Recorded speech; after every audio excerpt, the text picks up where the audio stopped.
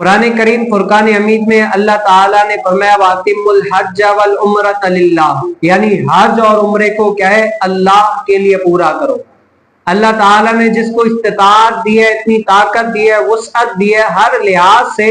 और उसके ऊपर हज फर्ज है ना, तो अल्लाह ताला ने कुरान में क्या फरमाया, वातिमुल हज वल उम्रत लिल्लाह,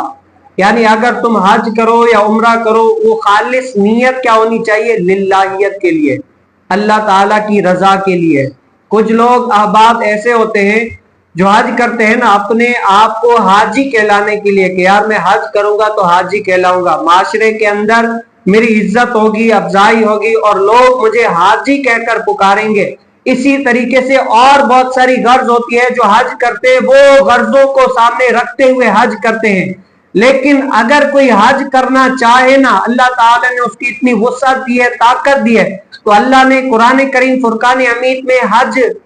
करने का हुक्म दिया और बता भी दिया कि अगर तुम्हारे ऊपर हज फर्ज है ना, तो तुम्हें हज करना तो है, लेकिन उसका एक खास मकसद है, वो किसके लिए करना है, लिल्लाहियत के लिए, अल्लाह ताला को राजी करने के लिए, बंदों को राजी नहीं, क्या है, रब को राजी करने के लिए हज करो, ताकि हज करने के बाद, और मुस्तफा जाने रहमत सल्लल्लाहु अलैहि वसल्लम ने क्या फरमाया, हज करने के बाद जो उसके पिछले गुनाह होते हैं ना, उलमा फरमाते हैं इससे मुराद सगीरा है, वो क्या है, उससे पाक हो जाता है, माफ हो जाते हैं। और हज करने के बाद क्या है, नेकियों की तरफ गामजन होता है, कि वो मुस्तफा जाने रहमत सल्लल्लाहु अलैहि वसल्लम के शहर से होकर आता है, काबतुल्लाह से होकर आता है, इतने